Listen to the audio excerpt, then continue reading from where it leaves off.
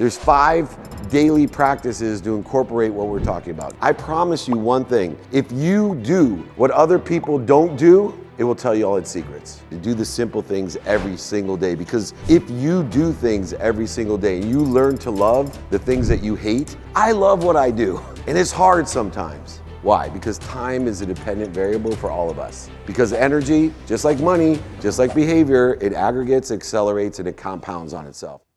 And this is not just a theory. You can ask Dr. Vu afterwards.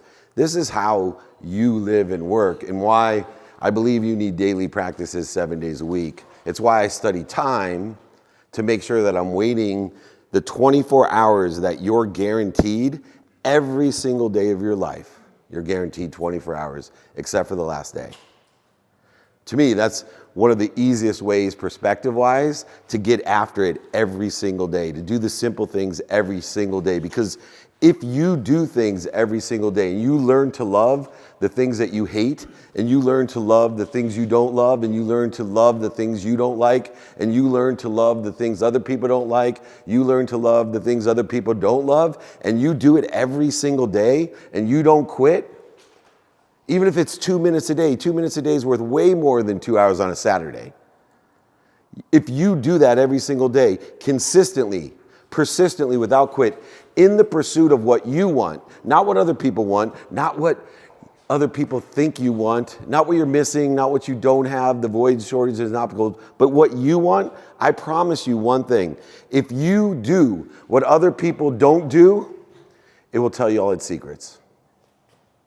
I don't really believe that whole saying, if you love what you do, you'll never work a day in your life. Bullshit. I love what I do, and it's hard sometimes. The simple things are hard sometimes. But I know one thing, because my superpower of mental toughness is I can do stuff every single day. Every single day. And instead of living in the extra mile, I live in an empty mile. An empty mile is where nobody else is. It's less competitive. Why is it less competitive? Because you have all the cheat codes. It's told you all the secrets. I'm not very good at Fortnite. But if I had all the cheat codes of Fortnite, I'd kick my son's ass and all his friends' ass at Fortnite. That's what I do in life. I'm looking for the secrets, and it comes from the consistent, persistent pursuit of your potential and being able to learn to love the things you don't love. And how do we do that? Well, first, understanding the conscious. And you can check this out with Dr. Vu, but I believe it's true. You have a cellular memory, and it's a short memory. It's 24 hours. That's why they tell you it takes 21 days to form a habit, break a habit. No, it takes a minimum of 21 days of consistent behavior to talk to your subconscious mind. Now, the subconscious that you have is a beast, because it hosts not just the 10,000 new thoughts that you have every day that's going through your cellular structure, but it has 40,000 of the same thoughts every day in your subconscious. Unfortunately for us, they're genetically and energetically inherited. You're born with a subconscious. And so what happens? The subconscious, 80% of the thoughts, words, beliefs, actions, and feelings that you host in your intermediate memory are negative. And the thing about the subconscious that makes it even exponentially worse is those negative thoughts are repetitive. And so if you're not taking control mentally of what input you're putting into you consistently, persistently, then you're going to be repetitively working against yourself, and that's what people call getting in your own way. It's the negative words, the negative thoughts, the negative beliefs and feelings. If you close your eyes right now, when I say when, you just count down from 10. And when I say now, you say out loud, I love myself, or just say I am, either one. Let's watch what happens. You ready? When I say when, count down in your head, not out loud. But when I say now, state I am. Ready? When? Go quietly. 10, 9, go ahead. Now. I am. Anybody still count down in their head? You can't count down in your head when you're talking. Right? Your words are powerful. Same with your actions, same with your beliefs and feelings. So I want you to realize that, one, if I control everything in the conscious day, the 24 hours I'm guaranteed, except for the last day of your life, and I hope you die in your sleep, so you haven't been cheated out of the last day too much. But if you pass in the morning, big deal. Out of 80 years, you were cheated, 12 hours or something? It's a great way to look at life. It fires you up that, hey, this is my day. I'm guaranteed it. I'm going to do, say, think, feel, and believe everything in a trajectory of where I think I want to be or better. And time is the dependent variable that everybody misses out on. The exponentiality, as we build a different mindset inside our subconscious, it speaks to that epigenetic layer that Dr. Vu was talking about, which activates your essence, your quantum being. The subconscious is automatically enough. Your quantum being, it is your frequency. It is your essence. It will elevate your awareness, even continually, exponentially, make things even easier than they are. And so how do we do this? How do we control the things we think, say, do, and believe? Is through time. So let's start with the practice of taking the non-negotiables first. If you buy into the fact, anyone not buy into the fact you get 24 hours a day except for the last day of your life? Why? Because time is a dependent variable for all of us. There's only two dependent variables. One is extremely difficult to understand. I study it all the time. For the life of me, I'm not sure I'm ever going to be able to explain it. It's space. I've studied applied mathematics, theoretical physics. I don't think I could explain how space is a dependent variable, but time's easy because everybody knows we have 24 hours. So what are we going to do? We'll use me as an example. I take my calendar, which is what? A platform of time. No matter how you use your calendar on your phone or in a desktop or a piece of paper. And I take the number one non-negotiable in my life, which is sleep. Sleep. Everybody does it. Most people go to bed at night, wake up in the morning more tired than they went to sleep. That's like taking you all out to dinner, 3-4 hour dinner, all the courses, and we all walk out and look at each other and go, oh man, I'm hungry. You want to get some more? That's what people do every day. And sleep's the most powerful thing you have because not only does it allow you to plateau and grow the next day by recovering, but it allows you to access information. It allows you to take the info and put it into action if we understand sleep. I have a sleep coach, have for 17 years. I went from wanting to be in the Pro Football Hall of Fame, which I represented, to being in the Pro Sleep Hall of Fame. Because everybody sleeps probably on average 7-8 hours. Imagine if I could be the best sleeper, what that's going to do competitively in my performance. If you're not paying attention to your sleep, make that your number one non-negotiable. So for me, 7 hours non-negotiable. It's in my calendar. Unwinding routine at 9 p.m. I'm up at 4 a.m. Pacific time. So if it's East Coast, it's now midnight unwinding, 7 a.m. with exceptions. Everything I say I'm human has exceptions, but the more consistent and persistent you are, the greater the outcomes will be. Because energy, just like money, just like behavior, it aggregates, accelerates, and it compounds on itself. You get that cheat code, that ease, it's going to exponentially go from 1 to 2 to 4 to 8 to 16, not 1 to 2 to 3 to 4, back to 2 to 1, back to 2 to 3. So I want you to get that non-negotiable of sleep in the calendar. Then I block off 3 hours more of awake time of non-negotiables. And I start with my health. Obviously, that's important and prioritized by everybody that does this. Right? If you don't take care of yourself, you're not going to take care of anything else, including your faith. Including your faith. I've seen some really faithful people kill themselves because they don't prioritize their health. So I put in a minimum of an hour a day on my health. Then I put in a minimum of time for faith. So whether it's meditation, research, I study the Bible, the Course in Miracles, I study all Bibles, all types of different things to get a understanding of inspiration. That's my fuel. I know I'm connected to something way bigger than me, an omniscient, all-powerful source that loves me, protects me, and promotes me more than my mom. So if I'm not studying how do I access all of that, I'm 56 years old. Most people cannot keep up with me. Can't keep up with me energetically. You could outrun me now, but you could not keep up with me.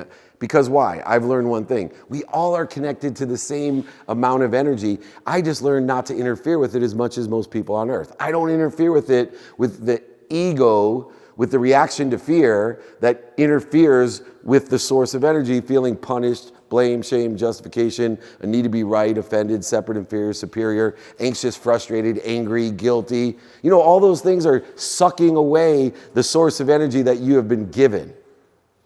And so I take that non-negotiable of time for faith and then family.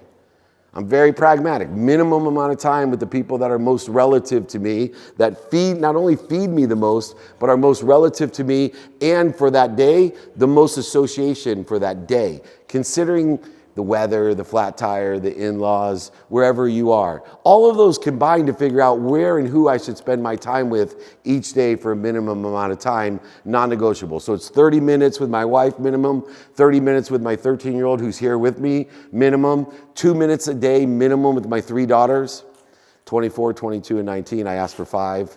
They gave me 2. But 2 minutes a day is worth more than 2 hours on a Saturday. Every day, I don't miss it. 1 minute with my mom, maybe the best advice I can give you in non-negotiables. If you have parents that are still here, call them, text them, email them every day. Tell them 4 things. I'm happy, I'm healthy, I love you, and appreciate you. If you tell your parents every day those 4 things, they'll stop making you drive down an hour to fix their screen door when you easily can afford someone that actually knows how. When they ask you to do stupid shit, it's just because they want to see if you're happy, healthy, love, and appreciate them. They don't care about the screen door. Then I spend a minimum of 10 minutes a day on that relativity, reaching out to the people for that day that are most relative to me. I actually have a list of about 4,000 and some people, and I will just go down.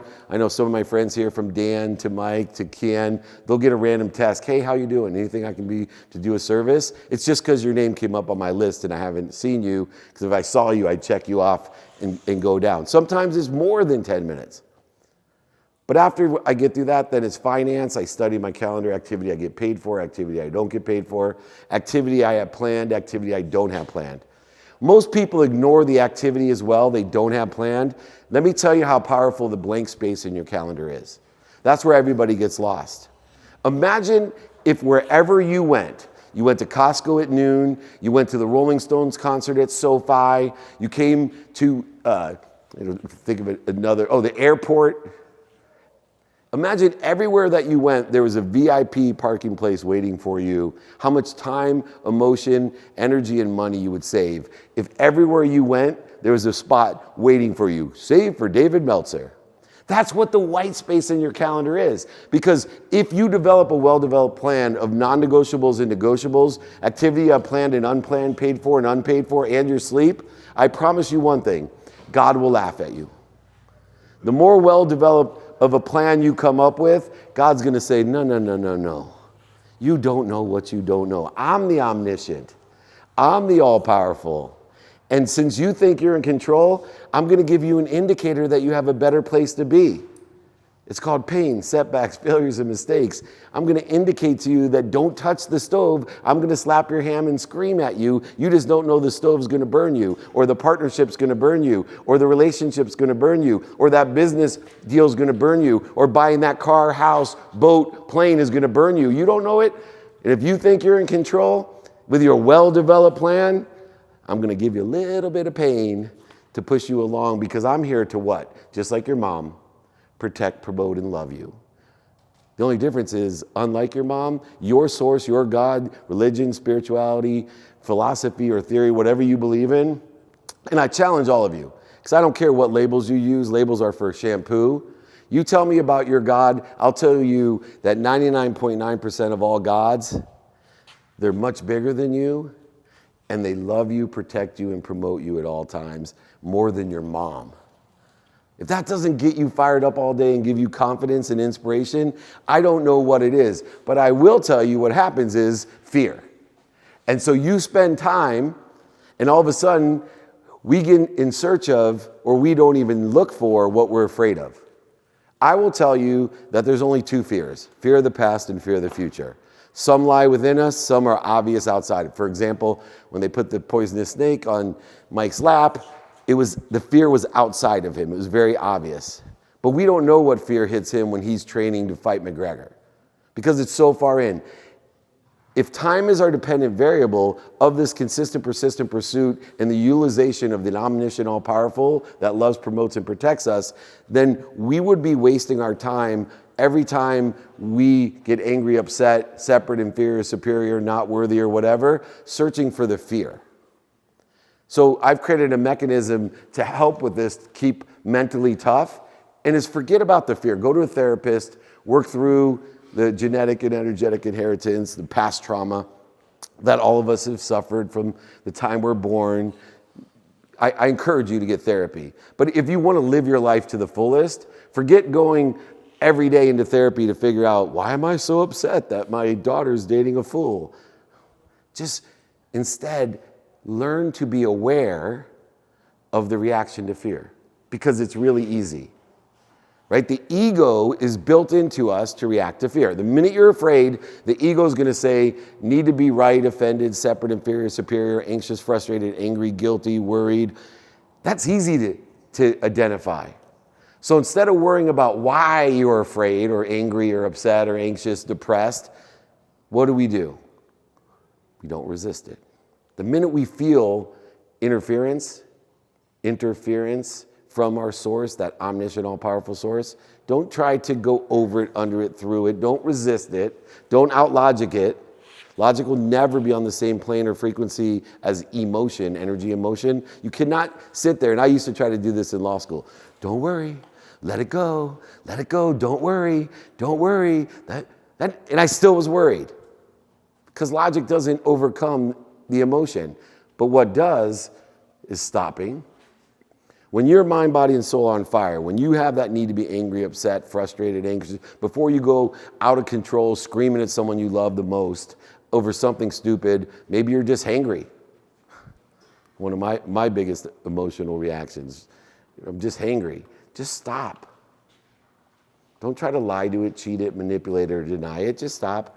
Breathe through your nose, out through your mouth. Drop down to center. Remind yourself who's walking with you inside of you. Recollect with that. Remember with it. And then roll into the right trajectory of where you want to be, or better, with the faith that you're protected and promoted and loved, not punished, no matter how bad it is. Now, in 2008, most of you know I lost over $100 million. Not only did I go bankrupt, but I had to go tell my mom, who the only reason I wanted to be rich was to buy her a house and a car, because she raised 6 kids since the time I was 5 years old, worked 2 jobs, packed my dinner in a paper bag, filled up turnstiles at greeting cards at convenience stores, just so we could eat. And so here I was, worth everything I ever dreamed of, and I had to tell my mom I lost it all. But worst, I lost her house because I didn't take my name off her title. So I had to tell her. And if that day, as I was walking away in tears after telling my mom, who wasn't even fazed by it, because why? My mom's here to protect, promote, and love me. So her reaction was, are you okay? Do you need any money? I'd repeat myself 3 times, like, Mom, you're in shock. You have to move. I lost your house. She's like, I'm not in shock. I love you. Is there anything I can do for you? It'll all work itself out. Because not only does she know the unconditional love, promotion, and protection she had for me, but she knew at all times. Because my mom, I used to always say, I don't believe in God, Mom. And she said, oh, son, you believe in God. You believe in the wrong God. And that's the day I found out I was believing in the wrong God. And so when we continue this effort, we have to understand we're going to immediately know when we're reacting to fear. We may not know when we're afraid. I'll repeat that. You will immediately know when you're reacting to fear, but you won't always know when you're afraid. Yes, when that snake came on my lap, I was just as much as a chicken shit as Mike. I was afraid. But most of the things, I got molested when I was 9. I blacked it out. The person who was a relative that did it died of AIDS when I was in law school, and called me to tell me he was sorry. And that was the first time in 15 years I even thought about there was anything wrong with me or anything that happened. So you don't always know why you're afraid. Your body will protect you. It will do all kinds of things to you, but you always will know your reaction to fear. And so we're going to stop, drop, and roll when our mind, body, and soul are on fire. So where were you going to roll? With the last 5 minutes, there's only 2 limitations that you have. One is the meaning you give to the infinite past. If you give the wrong meaning to the infinite past, if I would have given punishment the meaning of my bankruptcy, I would not be here today. I wouldn't be here. And the other limitation is your self-image for the future. Those are the only two things that are going to limit you in what you want to do. It's going to be the meaning you give your past or your self-image into the future. You will never overachieve your own self-image, which is dictated by the lessons, light, and love you give to the past, not the punishment of it. So what we want to do is there's 5 daily practices to incorporate what we're talking about. Number 1, know what you want today. Remember, you get 24 hours guaranteed today except for the last day of your life. So what do I want today personally, considering all the external circumstances, the weather, the interest rates, an argument? Take it into consideration. I have 24 hours. After my non-negotiables, I have 14 hours to do whatever I want today. That's a blessing. If you feel overwhelmed, tell yourself, hey, you know what? I can't get everything done today. Why? Because I have so many options, opportunities, and touches of favor. I'm so protected, so loved. There's so much to do. My job is just to do as much as I can in the trajectory of where I think I want to be, a divine direction of where I want to be or better. Not where other people want me to be, where I want to be. Not what's missing, not what I don't have. So know what you want personally, experientially, giving and receiving wise. And know this about giving and receiving, by the way. Don't buy the bullshit that the more you give, the more you receive. Absolutely true. But most people don't take advantage of it because no one's out there teaching you the truth that I've learned from every Bible, spiritual, theoretical, philosophical text that I've learned about giving and receiving. The more you give, the more you're given. You have to be aware of what you're given by using gratitude, forgiveness, and accountability, by finding the light, the love in the past, to be aware of what I've been given. And then even furthermore, you have to feel worthy to receive it. Because if you're not, you're going to end up like my mom, who taught me the more you give, the more you receive. So you start off with 100% of what you have every day. And you're like my mom, you give it away to your kids, the community, the Sunday schools, the women libbers, all the things she did in her life. But every time she gave that 100%, she was given 101, 102, 103% back. And even if she was aware of it some days, she would say, oh, no, it's okay. Right? My self-image limits me, so I'm only going to take 99% back. Because that's what humble, generous people do. I'll give you 100%, but even though I'm being given 103 and 4%, and even if I'm aware of it, I just feel bad about it. So we don't take it. So what happens? Your new 100% is 99%. Then your new 100% is 98%. And by the time you're 80, it's a zero-sum game. Your new 100% is nothing. And now you need help. The exact polar opposite of your intention in life. So what I want you to do when you have what I want today is to elevate your awareness of, I'm going to give 100% today. The number one common denominator between the billionaires, millionaires, entrepreneurs, celebrities, athletes, and entertainers that I work with is they have a desire that they must be what they can be. They give 100%, raising their awareness to what they're given, 101 to 105, and they feel good and they receive it all. So now you give, you are given more, you receive more, you ask for more, now you have more than more, you give more than more, are given more than more, ask for more than more. You see where you end up in 80 years? A billionaire, a millionaire, an entrepreneur, celebrity, an athlete, an entertainer that has more than enough left behind for everyone. In other words, in abundance. 2, know your who. Most people live their life in nothingness. Food in, food out. That's it. That's their life. When you know what you want, possibility, a mathematical advantage. If you know who you can help and who can help you, it's a probability. So number 2, ask yourself, who can I help get to where they want to be and who can help me get to where I want to be? People who sit in a situation you want to be will give you directions on how to get there. Fastest way to get there. 3, know your how. We went over the calendar. I use lenses of productivity, accessibility, and gratitude. Time is my dependent variable to utilize the 24 hours I'm given to get the exponentiality of consistent, persistent behavior. 4, the biggest antidote to all of our issues in business, prioritization. Know your now. If you know what you want, who you can help you, and how to get it done, at all times, you're going to know what to do now and know what to do next. Because you know what's important to you. And you have that empty space waiting for when a flat tire happens and you're like, oh, but I got a phone call with Michael Chandler at 9:30 and now I got a flat tire. Oh, I got a hole here, I'm texting Mike, is 11:15 work? Instead of getting so upset over the flat tire because you don't know where the parking place is and then you forget to call Mike and you've waited 3 months to talk to him. Changing your life forever. Prioritization is the antidote to the two things that kill a business. 1, procrastination. 2, feeling overwhelmed. It is impossible to procrastinate or feel overwhelmed if you know what's important to you in the divine direction of where you want to be and you prioritize accordingly. If you know your now and know your next, it's probably the most efficient, effective, and statistical success you'll have in your life. And then finally, we went over it. The 5th step, apply your why. Stop searching for what you think you don't already have. You do. Social media, I never thought I'd get involved with it, and somehow I became a fairly well-known middle-aged mutant turtle on the internet and social media because I'm a little bit different. If you watch my content is about what I am. It's about what I am. And most people's content is about what they want you to think they are. And there's the energy gap your kids are going to have to suffer with. Know who you are, your skills, your knowledge, your desire. Let everybody know who you are, what you're afraid of, how you react to it, what has happened in your life, what you learned about it, the light, the love, and the lessons. That vulnerability, that essence of who you are will help attract, aggregate, and compound people at your frequency. Your frequency is your neighborhood. Don't invite the riffraff into your neighborhood. Don't invite it in. Be yourself.